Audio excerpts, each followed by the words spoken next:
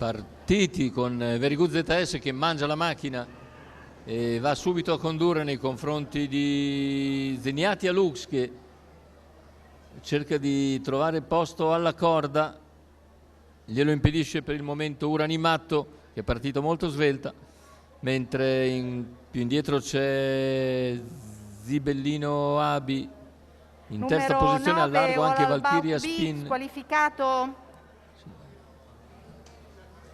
E finisce con lo sbagliare All About B, mentre avanza in terza ruota Tornado del Vento, che progredisce deciso dopo 400 in 29,3, nonostante l'anticipo di Zeniatia Lux. Insiste, si porta su Very Good ZS, lo impegna quando siamo al completamento dei 600 e cerca di farsi spazio forse alla corda, ma non c'è lo spazio. 44,1 il passaggio ai 600 davanti alle tribune, continua a guidare Very Good ZS.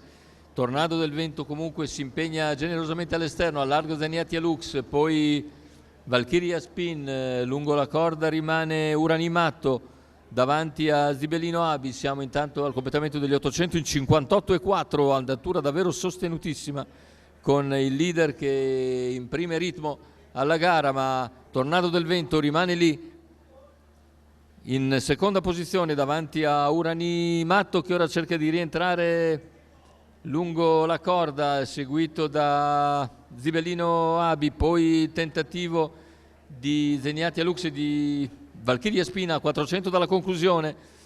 Siamo a metà della curva finale quando cala Tornado del Vento e Uranimatto cerca di avvicinare Very Good ZS, che è in piena fuga. Avanza anche Valkyria Spina, retta d'arrivo con Very Good ZS in vantaggio. Very Good ci prova all'interno, si lancia però Zibellino Abi nel finale prende vantaggio. Zibellino Abi riesce a vincere sul traguardo, la terza vittoria al Savio per Zibellino Abi, Mario Iaccarino, che porta al palo il proprio allievo a sorpresa. Ha sfruttato la corda, ha sfruttato il calo finale di Very Good ZS e ha controllato il tentativo interno di Zumba Piz, che lo aveva seguito tutta strada, ma Zibellino Abi è in una forma davvero strepitosa e riesce a vincere per la terza volta su 4 quest'anno al Savio. 3 vittorie nel mese di luglio per Zibellino Abi, che è il più vincente di tutti i cavalli che hanno corso fin qui all'ippodromo di Cesena.